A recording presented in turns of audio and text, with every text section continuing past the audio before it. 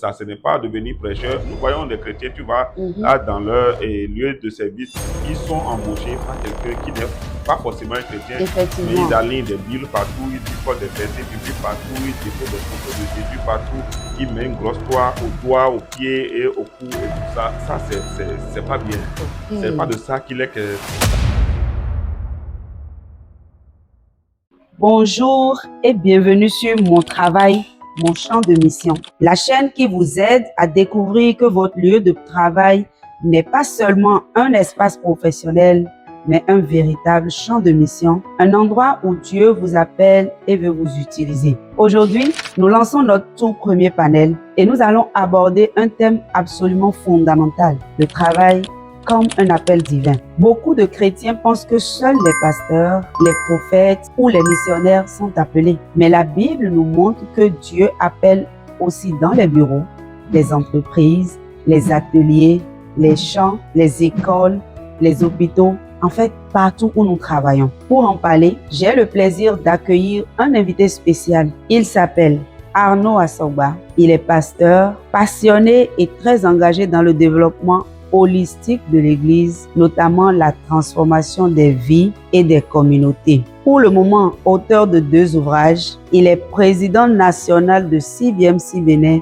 et président de l'administration Afrique de l'Ouest de l'organisation Big Life International. Enfin, il est aussi mon pasteur et le premier soutien de cette chaîne, Mon Travail, Mon Champ de Mission. C'est donc pour moi un honneur et avec une grande joie que j'accueille pour notre premier épisode de panel ce grand homme de Dieu. Bonjour pasteur. Bonjour. Merci d'avoir accepté notre invitation. Nous allons commencer par la base. La Bible dit dans Éphésiens 2:10 que nous sommes créés pour des œuvres. Et le mot grec ergon signifie travail, activité, métier ou production. Première question. Selon vous, que signifie exactement le fait que le travail est un appel divin? D'abord, merci beaucoup pour la question. Je suis très heureux de faire partie de ce panel, d'être d'ailleurs le premier orateur. C'est un plaisir.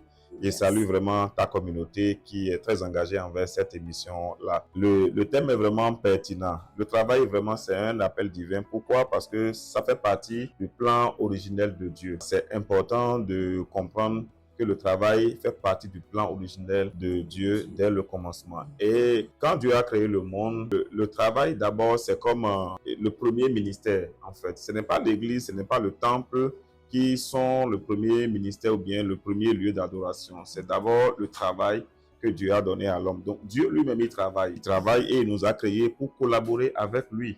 Alors, partant de ce fait, il est important de savoir que ton métier est d'abord une mission, un champ de mission pour Dieu. Très important de comprendre. Donc, voilà ce que je peux dire par rapport à ça. Merci beaucoup. Maintenant, pourquoi est-il important pour un chrétien de comprendre que son travail vient de Dieu et que ce n'est pas une malédiction? Et tu as tout à fait raison. Le travail, ce n'est pas une malédiction. Parce qu'avant que la chute n'intervienne, il y avait déjà le travail. Et quand, en tant que chrétien, tu penses que le travail est une malédiction, à partir de ce moment, ça va devenir un poids pour toi. Mais dès que tu comprends que ce n'est pas une malédiction, mais c'est juste une collaboration avec Dieu, tu le fais de manière intentionnelle avec joie. Parce que là, tu transportes le caractère de Dieu dans ton... Et il y a une joie qui accompagne cela. Le travail n'est pas intervenu après la malédiction. Mais lorsque Dieu a créé l'homme, le premier boulot qu'il lui a donné, c'est le travail. C'est son travail. Il a dit, garde et que cultive le jardin. Donc, c'est une collaboration avec Dieu. Donc, ce n'est pas une malédiction. Donc, comprendre que ce n'est pas une malédiction, ça apporte une joie, une bénédiction dans ce que tu fais. Et là, tu es épanoui, pleinement épanoui. Parce que d'abord, le travail a été créé pour l'épanouissement de l'homme. C'est important de ça. Ah, le travail a été créé pour l'épanouissement de l'homme. Donc, ça ne peut jamais être une source de malédiction ou le produit d'une malédiction. Non. Si tu comprends ça, si tu penses que le travail est une malédiction, à partir de ce moment, ça devient un poids sur toi. Et c'est là que tu vis ça comme une malédiction. Parce que c'est ce que tu crois, c'est ce que tu penses. Oh, wow, c'est tout profond, vraiment. Et Genèse 2:15 nous montre que Adam a été placé dans un jardin, pas dans une église, pas dans une synagogue. Qu'est-ce que ça là nous apprend par rapport à la vision de Dieu concernant le travail? Merci beaucoup. D'abord, ce qu'il faut comprendre, c'est que lorsqu'on dit que Adam a été placé dans un jardin, Oui. c'est d'abord son premier environnement, c'est le lieu de son ministère. Ce n'est Ok. pas une église, ce n'est pas un temple. Comme je l'ai dit tantôt, le jardin, si on peut le dire ainsi, c'est la première église. Et même dans le jardin où on a dit Genèse 2:15 là, le mot qui a été utilisé pour cultiver, c'est le mot abad, qui est la même racine que le mot aboda. Aboda en hébreu veut dire quoi? Veut dire adoration, veut dire culte. Donc en réalité, la première forme d'adoration que Dieu a créée, c'est le travail. Le travail, c'est la toute première forme d'adoration. Et cette adoration, cet autel-là, ce culte-là a eu lieu dans une église qu'on appelle le Jardin d'Éden, pas dans un temple quelque part. Donc c'est important de comprendre ça. Quand nous comprenons ça, ça change toute la dynamique en fait, ça change toute la compréhension qu'on a de notre travail en séparant et notre vie chrétienne de notre travail. Ce n'est pas bien. Il n'y a pas un sacré, il n'y a pas un profane. Tout vient de Dieu. Dieu est la source de toutes choses. Et quand nous le faisons en comprenant qu'il est la source et le but de tout, même du travail que nous faisons, tout change. D'accord. Et Colossiens 3:23 nous dit que tout ce que vous faites, faites-le comme pour le Seigneur. Ça voudra dire que le travail quotidien est un service pour Dieu. Exactement. Maintenant, comment est-ce que je peux transformer mon travail en une offrande ou un acte d'adoration? D'abord, si je vais au boulot, Oui. c'est très simple. Si je vais au boulot, la première des choses, c'est de prier. Parce que je suis un chrétien, je suis un enfant de Dieu, je transporte cette présence-là dans mon boulot. Donc, je confie mon travail à Dieu. Et parce que j'ai compris désormais que en tant que menuisier, en tant que cuisinier, en tant que mécanicien, c'est un service que je suis en train de rendre à Dieu et non à un homme. Voilà. Donc, je prie. Et je transporte le caractère de Dieu qui est l'intégrité, la fidélité dans mon travail. Je ne donne pas de faux rendez-vous. Je fais le travail avec intégrité. Je ne mens pas aux gens. Exactement comme nous voyons aujourd'hui. Si je comprends que mon travail, c'est l'autel que Dieu me donne pour le servir, je vais le faire autrement. Et c'est ça que c'est une offrande que j'offre à Dieu. Donc à partir de ce moment-là, je dis, mais quand je vais à l'église, comment est-ce que j'adore Dieu? De cette même manière-là. Parce que nous voyons aujourd'hui, c'est très facile quand on va à l'église, tout le monde est un bon chrétien les dimanches. Très concentré, spirituel. Et si on se posait la question, mais si on faisait la chose autrement, si dans mon lieu de travail, la façon dont je suis sérieux, quand je suis dans le temple en pensant que c'est là qu'il y a Dieu, si je transporte cette même manière dans mon bureau, en sachant que Dieu est là, c'est lui que je sais, ce n'est pas un patron, ce n'est pas un collègue, mais c'est Dieu que je sais, et je suis en train de lui offrir une adoration. Je pense que c'est un acte d'adoration, c'est une offrande que je suis en train de donner à Dieu à ce moment-là. Donc je prie, je suis conscient de la présence de Dieu. Deuxièmement, je transporte, j'incarne les mêmes caractères, l'intégrité, la fidélité et la loyauté. Comme si c'est à Dieu. Les valeurs du royaume. Les valeurs du royaume, voilà le mot exact. Je transporte ces valeurs-là dans mon bureau, dans mon lieu de service, dans mes relations avec mes semblables dans le lieu de service. C'est une offrande que j'offre à partir de ce moment-là. À partir de ce moment-là. Donc, quand je veux transformer mon lieu de travail ou quand je veux faire mon travail comme une offrande à Dieu, je dois intégrer les valeurs du royaume. Exactement, exactement. Parce que Colossiens 3:23. C'est 3:23 qui dit que tout ce que nous faisons, nous le faisons comme pour le Seigneur et non pour les hommes. Et non pour les hommes. Il dit tout. C'est T-O-U-T, il dit tout. Il n'a pas dit quand tu adores à l'église, tu adores dans un temple. Il dit tout ce que tu fais. D'abord, même toi, même ta vie, tu es la première église vivante, organique, qui bouge. On dit tout ce que tu fais. Ça veut dire que même à la cuisine, quand tu prépares, tu es en train d'offrir une adoration à Dieu. Est-ce que nous comprenons ça comme ça? Quand je suis en train de scier le bois et dans mon atelier de menuiserie, je suis en train d'offrir une adoration à Dieu. Quand je suis en train de faire mon commerce dans mon entreprise, c'est une adoration que j'offre à Dieu. C'est ça. Je suis partenaire, collaborateur avec Dieu. C'est vraiment profond tout ça. Merci beaucoup, pasteur. Et donc, pasteur, comment expliquer à un chrétien qu'il peut servir Dieu en étant médecin, enseignant, entrepreneur, cuisinier, agent de terrain ou commerçant?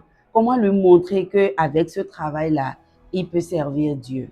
Ok, parce que tu sais, servir Dieu, ce n'est pas seulement prêcher, c'est transporter le caractère de Dieu, manifester son caractère, sa sagesse, transporter sa lumière dans son lieu de travail. Par exemple, le médecin guérit au nom de Jésus. L'enseignant forme des vies, des générations même, disons. L'entrepreneur crée des solutions. Il identifie des besoins et il crée, propose des solutions. Donc, chaque fois que tu fais ce que tu fais, ton travail, et de cette manière-là, tu es en train, c'est un acte d'adoration. Tu es en train de servir. Donc, tout change au niveau de la vision et de la mentalité. Et pour quelqu'un qui se sent dans un petit travail, comment est-ce qu'il peut comprendre qu'aux yeux de Dieu, il s'agit tout de même d'un appel et que ce n'est pas lié à la grandeur de son travail? Oui, tout d'abord, c'est important de savoir qu'il n'y a pas de petit travail quand c'est fait pour Dieu. Ok, Quand c'est pour Dieu que c'est fait, il n'y a pas de petit travail. Dieu ne regarde pas la taille du poste, mais il regarde la fidélité de cœur avec laquelle le le travail travail est est fait. fait. C'est beaucoup plus ça qu'il faut comprendre. Si nous prenons par exemple une femme de ménage qui Mhm. fait son travail avec amour et passion, en sachant que c'est pour Dieu qu'elle le fait, Mhm. c'est un acte d'adoration, c'est un service qu'il offre en même temps. Ok, À moins qu'elle ait une autre vision de la de chose. la Oui, chose, c'est ok. beaucoup plus. Donc, dans le royaume, la valeur du service n'est pas mesurée par rapport au prix, même par rapport à l'eau qui est Ok. mise dedans. Ah ouais. Donc, c'est pas parce que je sers en tant que DG d'une Non, très grande institution, c'est là Dieu va maintenant porter attention à ce que non, je non, fais. non, du tout Pour pas. ah, là, c'est Ouais, bien ouais. La d'avoir valeur est liée à l'obéissance à et à la fidélité l'obéissance. avec laquelle la chose est faite. Pas au D'accord. prestige ou bien au nom ou bien au poste. Pourquoi il n'y a pas de petit travail dans le royaume? C'est bien de le savoir. Dans Matthieu 5, 13 Oui, à 13, Jésus dit que nos œuvres, donc si on va utiliser oui, l'expression oui, précédente de Egon, doivent briller devant les hommes. Et là où ça doit le plus briller, c'est au travail. Nous sommes en train de l'apprendre. exactement. Donc, dans ce contexte-là, comment est-ce que je peux devenir sel et lumière dans mon environnement C'est très professionnel? important. C'est en incarnant les valeurs du royaume. Par exemple, Mhm. l'intégrité, la fidélité, Ok. la loyauté. Hmm. C'est en incarnant les valeurs du royaume qu'on Oui. devient sel et lumière. Et Là lumière. où il y a les ténèbres, c'est là où tu as besoin, en Mhm. apportant cette lumière que tu es. Que Parce tu que es. la Bible ne nous dit pas que Jésus seul est la lumière. Nous aussi, nous sommes la lumière. Il Oui, dit, vous oui. êtes la lumière du Lumière du monde monde. et le sel de la terre. Qu'est-ce Hmm. que ça veut dire? C'est le fait d'incarner des valeurs du Mhm. royaume dont le monde a besoin.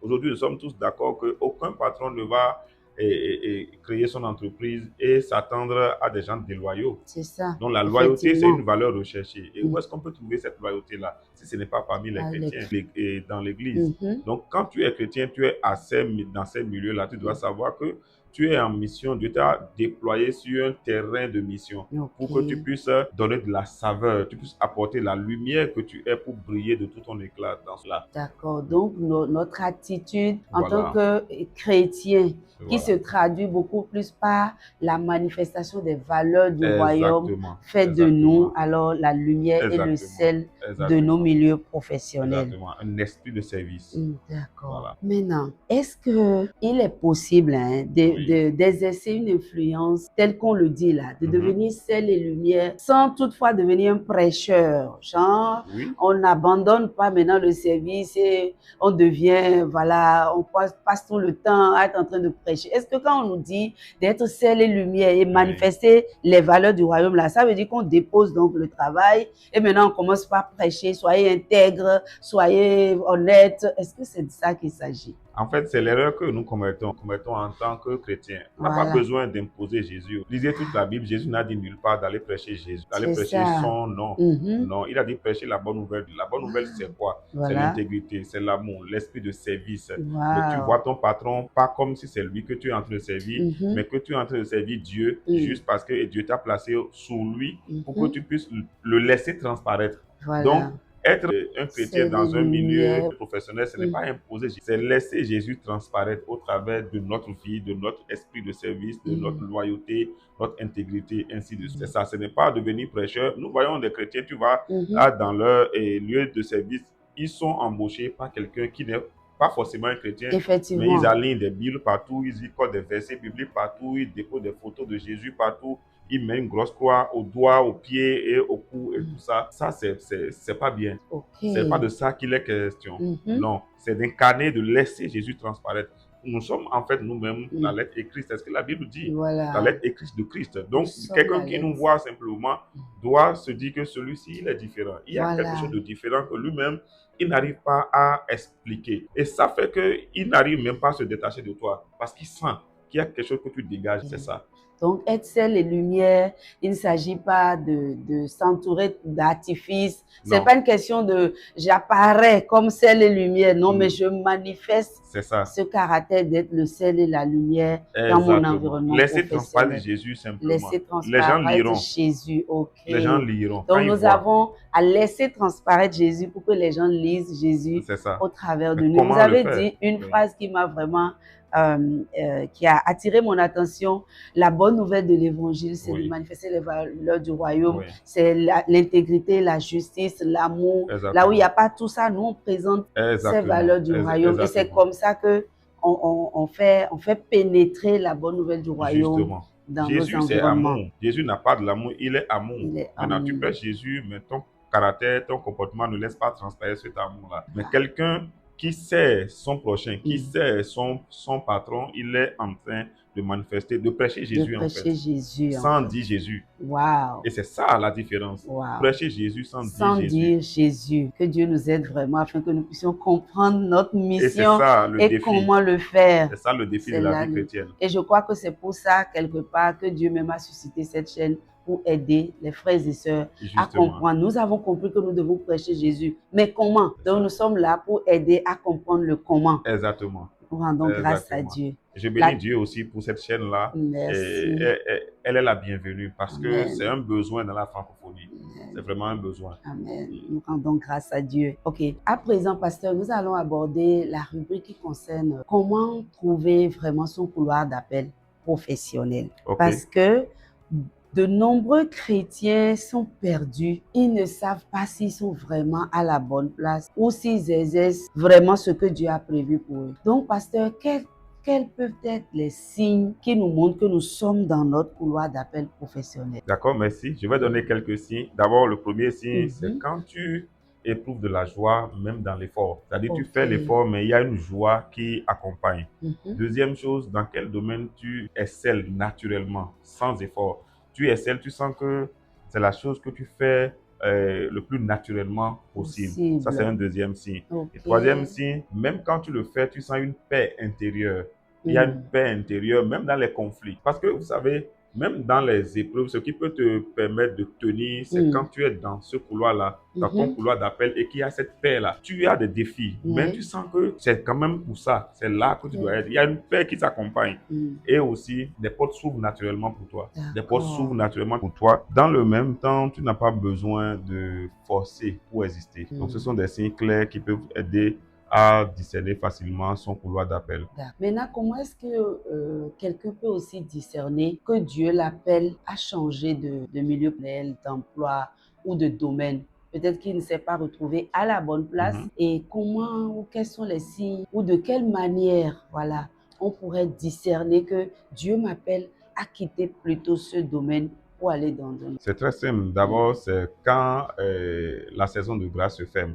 Quand la saison de grâce se ferme, ou bien tu commences par sentir cette perte de paix intérieure de manière durable. Quand ça commence pas à durer, ce sont des signes qui peuvent déjà t'alerter. Et l'autre chose aussi, c'est quand tu sens que tu n'apprends plus rien. C'est-à-dire, tu as l'impression de ne plus évoluer, tu n'apprends plus, tu ne grandis pas, tu n'évolues plus. Non, tu ne grandis plus.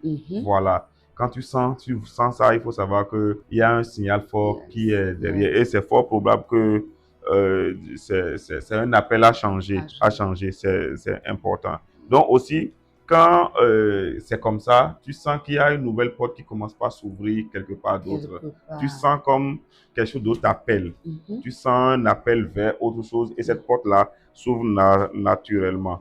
Et aussi, sans oublier, parce que la Bible dit tous ceux qui sont enfants de Dieu sont conduits par l'Esprit de Dieu. Donc tu sens cette direction intérieure du Saint-Esprit qui te dit, bon, ici, la saison est terminée, tu dois passer à autre chose. D'accord. Maintenant, quel conseil pratique vous pourriez donner à un chrétien qui cherche à découvrir son appel professionnel. Il est encore à l'étape où il ne sait vraiment pas là où Dieu l'a appelé. Si vous avez des conseils pratiques pour aider cette personne. D'abord, identifie tes talents naturels. Qu'est-ce que tu fais Ok. naturellement sans forcer? Mhm, D'abord, c'est ce travail que tu dois faire et c'est personnel. Tu mhm, dois t'asseoir, t'observer toi-même et voir, mais qu'est-ce que je fais de manière naturelle? mhm. Et aussi, il faut être à l'écoute des autres. Qu'est-ce que tu fais? Les autres témoignent facilement de ça. D'accord. C'est-à-dire, dans quel domaine les gens te font plus appel ou bien ils témoignent naturellement, moins facilement en de toi. Il se Mhm. peut qu'il y ait un domaine d'appel, il y ait un appel Il y qui en soit a là. Tout le monde dit,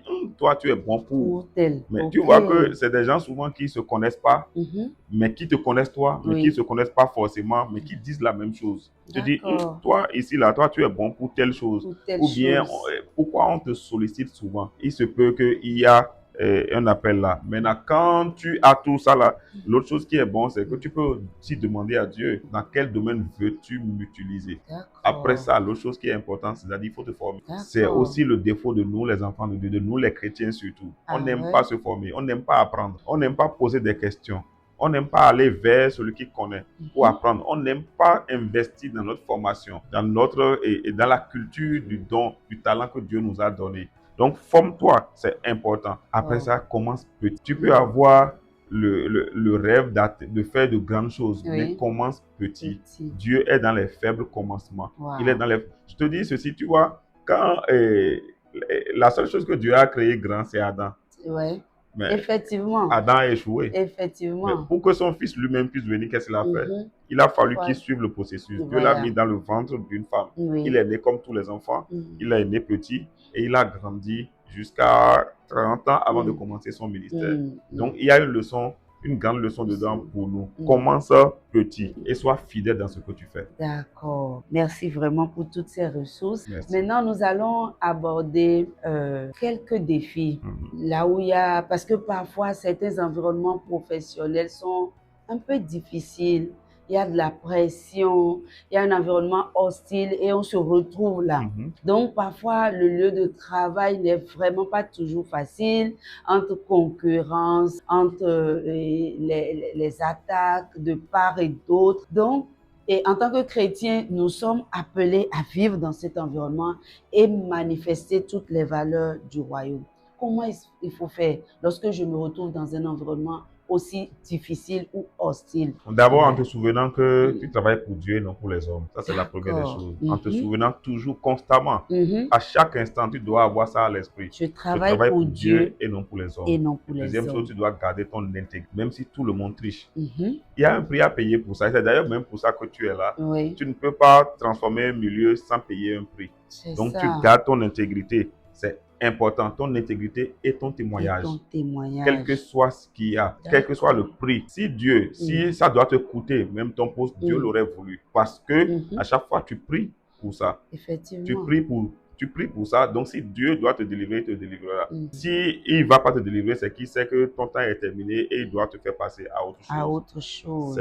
C'est ça. Joseph a refusé de tricher avec la femme de Potiphar. Mhm. Ça lui a coûté. Mhm. Mais le fait que ça lui ait coûté, je pense que si c'est nous aujourd'hui, on allait dire, mais c'est une opportunité et cette femme-là peut m'ouvrir des portes. C'est ça. Pourquoi ne pas accepter un plaisir de quelques minutes pour devenir grand? Dieu a bien sûr destiné Joseph à devenir grand. Il lui a même montré ça dans des songes. Effectivement. Mais il sait que ça, c'est un interdit, je ne dois pas toucher. Il a gardé sa valeur, qu'il ait son intégrité. Ça lui a coûté la prison. Oui. Mais c'est la prison était le chemin que Dieu avait tracé Dieu avait pour le tracé. positionner. Wow. Tu vois, il y a plusieurs manières pour parvenir à ce que Dieu nous a dit. Sauf que il y a un mauvais chemin et il y a un bon chemin. C'est Un ça. chemin que les hommes peuvent te tracer, mais il y a un chemin que Dieu peut te tracer. Les gens peuvent te combattre, mais si Dieu décide, ils ne peuvent rien.